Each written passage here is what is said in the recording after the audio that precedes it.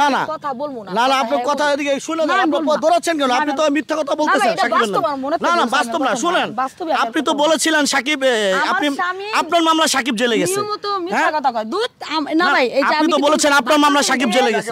আমি এটা রিঅ্যাক্ট করছি, আমার দরকার নাই।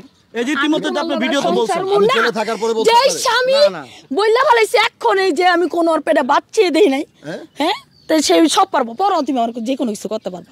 বাচ্চা থাকে এত বড় বাচ্চা, হ্যাঁ 3 মাসের বাবু বেটা আসলো না, খালি বারবার বলে আমি খুনি, আমাকে খুনিও না। আমি যদি তোমার আমি যদি তোমার কিছু না করি, প্রধানমন্ত্রী তোমার কিছু করতে পারবো না। তুমি ওই মেয়ের নামে সুনাম করো, মেয়ের নাম নামে সুনাম করো। আমি তোমার নামে সুনাম করছি ভাই, আমি তোমার দুশমন, আমি কারণ আমি সুনাম করছি আপনাদের কাছে এখনো। আমি আমার দুঃখ প্রকাশ করতেছি না এখানে, যে আমি জেলে ছিলাম, আমার খুব ডিপ্রেশন কাজ। আপনি একটা মেয়ে 2 দিন থেকে সে মেরে ভালোবাসা লাইছে, আর আমারে ভালোবাসা বিয়ে 2 বছর ধরে তার পিছে আমি খাটতাছি। আসসালামু আলাইকুম, আশা করি সকলে ভালো আছেন। আমার 2022 সাল থেকে 24 সাল পর্যন্ত আমার উপর দিয়ে অনেক ঝড়ঝাপটা গিয়েছে এবং হচ্ছে এখনও যাচ্ছে।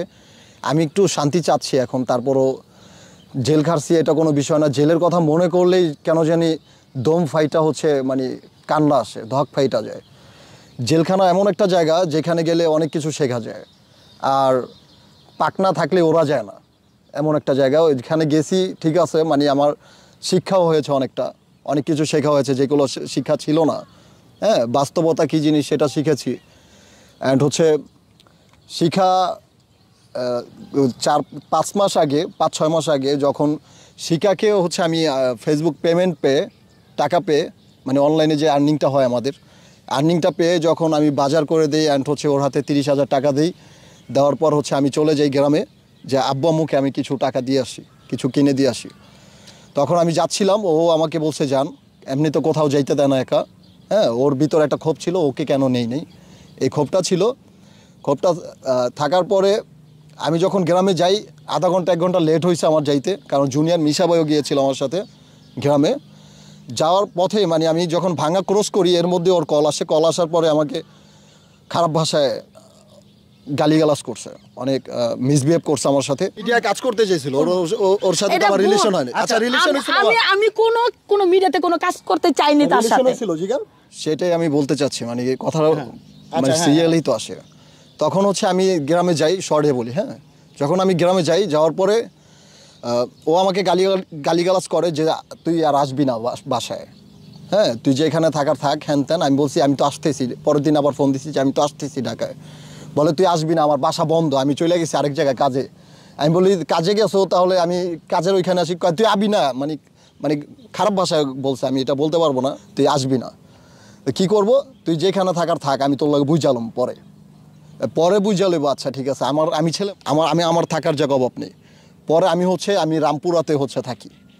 রামপুরা আমার এক ভাইয়ার স্টুডিও আছে, এফএফ প্রীতম ভাইয়া, ওনার স্টুডিওতে ওনার বাসা আমি উপরে ভাড়া নিয়েছিলাম। হ্যাঁ, 6 তলায়, ওই 6 তলায় বাসা ভাড়া নিয়ে আমি থাকি। থাকার পর ও আমার 1-1.5 মাস 2 মাস হয়ে যায়, কোনো খোঁজ খবর নেয় না। না নেওয়ার পরে একটা মেয়ের সাথে আমি চিন্তা করলাম যে আমি তাহলে, ও যেহেতু আমার সাথে এরকমই করছে 1-1.5 বছর ধরে, মানে আমি হেলাছেলা হচ্ছি, আমি মিডিয়া থেকে বঞ্চিত হয়েছি, কোনো কাজ করতে পারতেছি না, তাহলে আমি নতুনভাবে লাইফ লিড করি। মানে যেটা সত্যি কথা আমি সেটাই বলতেছি। ও আমার পাশে দেখে আমি ভয় পাবো সেটা না, মানে আমি নতুন করে লাইফ লিড করতে, মানে ওইটার আশা নিয়ে আমি বিয়ে করে ফেলছি। একটা মেয়ে আমাকে ভালোবাসে। কি আমার মতো একটা বাড়ি আছে তার মার? ওই মেয়ের একটা বাড়ি আছে। আচ্ছা, মামলাটা করেছে কে? আপনি করেছেন না তারা? ওই মেয়ের মায় মামলা করছে, সহযোগিতা করে আমি ধইরা দিছি। তা আপনি কেন বলেছেন আপনি মামলা করেছেন? না আমি সেই কথা বলি। আপনার মামলাতে তো জুনিয়র সাকিব জেলে যায় না। মামলা না, ওই মেয়ের মা বলছে তুমি যদি আমারে ওই ছেলেরে যদি ধরায় দিতে পারো, তাহলে তুমি একটা মেয়ের কাজ করবা। আমার অনেক কান্না করে বলছে। আমি বলছি ঠিক আছে আন্টি, যেহেতু সাকিব বাবার সাথে চিটিং করছে, সাকিবকে আমি দইটা ছাড়বো। আচ্ছা, আপনার কাছে আমি আসতেছি। হ্যাঁ সাকিব ভাই, একটা ছেলে মেয়ে যখন বিয়ে করে, তখন মা বাবা মামলা দিয়ে কিছু করতে পারে না। মানে মেয়ে ছেলে যেহেতু মানে বুঝের বয়স হয়েছে, মানে ওর আম্মুর মামলা নিবে না, ও তখন পাশে গিয়ে দাঁড়াইছে যে আমি আসি, আমি ওর ওয়াইফ, মামলা নেন। তখন পুলিশ মামলা নিছে। মামলা নিয়ে আমাকে ভালোবাসা দিবসে 14ই ফেব্রুয়ারি রাতে গিয়ে আমাকে অ্যারেস্ট করে নিয়ে আসে। কোথা থেকে অ্যারেস্ট করেছে? আমি যেখানে থাকি বাসা কেরানীগঞ্জ, আমার নিজের এলাকায় গিয়েছিলাম, ওইখানেই। ওর বাড়ি হচ্ছে বরিশাল। মেয়ে যদি থাকতো তাহলে আপনার মেয়ের জামাই যদি 4টা বিয়ে করতো আপনি ছেড়ে দিতেন? আপনি আমার প্রশ্নের উত্তর দিবেন। আপনার বোন যদি থাকতো, বোনের হাজবেন্ড যদি এরকম বিয়ে করতো আপনি কি ছেড়ে দিতেন?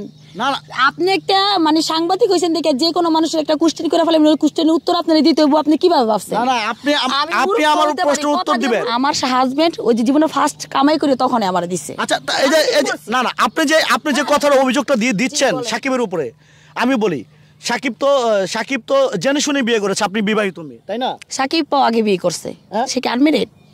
এখন সাকিবেরও 3টা বিয়ে হইছে, আমারও 3টা বিয়ে হইছে, তাইলে তো সমান সমান। অবশ্যই তাল মিলাম না। সে আমার বুকে ছুরি মাইরা, সে আমার পেটে যে বাচ্চা ছিল সে মারার সময় লাত্তি দিয়ে আমার বাচ্চা নষ্ট করে ফেলাইছে।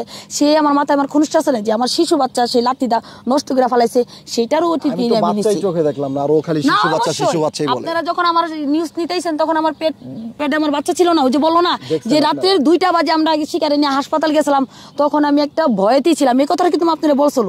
দেখেন 7 মাস আগে যখন নিউজ যে মানুষ একটু বলি ওই মেয়ের মারে সে বোন বলতো, ওই মেয়ের মারে একটু ওয়েট ওই মেয়ের মারে যে মেয়েটার বিয়ে করছে আমার হাজবেন্ড, সে মেয়ের মারে বোন বলতো। বোন বললে কিভাবে ওই মেয়ের মারে সে আবার বিয়ে করে? আমার এটার প্রশ্নের উত্তর আপনারা দেন। তার তো ভাগ্নি হয়, ভাগ্নিরে কিভাবে সে বিয়ে করছে? আমি বলতেছি, আমি শিখাবো, আমি বলতেছি। আপনারা বলছেন যে শিখার চরিত্র খারাপ। এখন আমার হাজবেন্ডে কোশ্চেন করেন যে মেয়ের মারে বোন বললা ভাগ্নিরে কিভাবে বিয়ে করলো, সে তো আপা বল। আচ্ছা এটা কি শিখা যে অভিযোগ দিচ্ছে, এটা কি বাস্তব? না, বোন বলতাম কোথা থেকে? উনি তো আমার পূর্বের কোনো আপু না, বোন না। এটা তো সোশ্যাল মিডিয়াতে আপনাকেও তো একটা বাচ্চা মেয়ে। আমার জোর করে আমার সংসার দরকার নাই। আপনি আমার বিয়ে করছেন, আপনি বিয়ে করছেন, আমার বহুত টাকা পয়সা, বহুত আমার মান সম্মান মানিজ্য আমার নষ্ট হইছে।